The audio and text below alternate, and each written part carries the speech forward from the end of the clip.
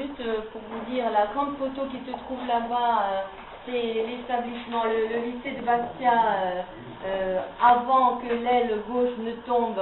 Elle est tombée en 1943 lors d'un bombardement. Donc vous verrez tout à l'heure, on a des photos qui représentent justement cette aile bombardée. L'établissement avait deux ailes en parallèle, comme ça, avant. Toute la partie gauche est tombée, et c'est là que se trouvait la bibliothèque, hein.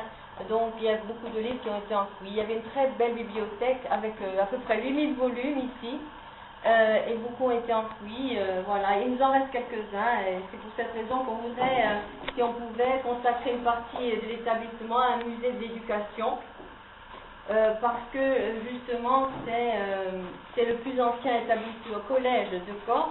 Et comme il a été voué tout le temps à l'éducation, il me semblerait que ça aurait du sens si on pouvait consacrer une salle à l'exposition de ce que l'on a concernant l'éducation, l'histoire de l'éducation. Alors Anthony va nous parler de la cheminée. Alors voici une belle cheminée en marbre blanc, voir des griffons sur le devant. Alors les griffons, ce sont des bêtes avec un corps de lion et la tête et des ailes d'aigle. C'est peut-être daté du temps où la sénatorerie occupait une des ailes du collège.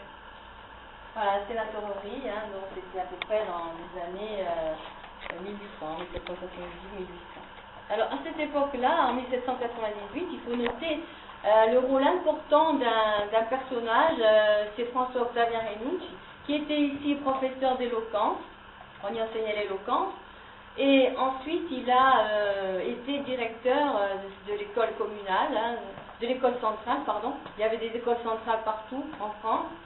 Et donc, il s'est énormément battu pour le collège, parce qu'à un moment donné, on a même voulu vendre le collège aux enchères, et c'est grâce à lui, on lui donne vraiment une fière chandelle, parce que c'est grâce à lui que le collège n'a pas été vendu aux enchères, et aujourd'hui on peut y travailler dans de très bonnes conditions.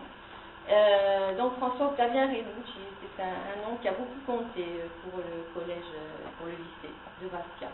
Et c'est lui qui, aussi au niveau de la bibliothèque, a fondé la bibliothèque et qui a fait venir des volumes un peu de partout. C'était un érudit, et justement tous ces livres qui sont arrivés de loin, à un moment donné, il raconte dans ses mémoires, hein, les mémoires qui ont été publiées par Jacques Thiers, il raconte que l'arrivée des livres de Saint-Florent, qui sont arrivés à Saint-Florent par bateau jusqu'ici, il a dû affréter des chevaux pour faire venir les livres. Alors vraiment, il était très passionné, et c'est à lui qu'on doit beaucoup de choses aussi. Entre autres, il y en a d'autres qui ont ponctué l'histoire de l'établissement, mais lui, il a joué un rôle très important.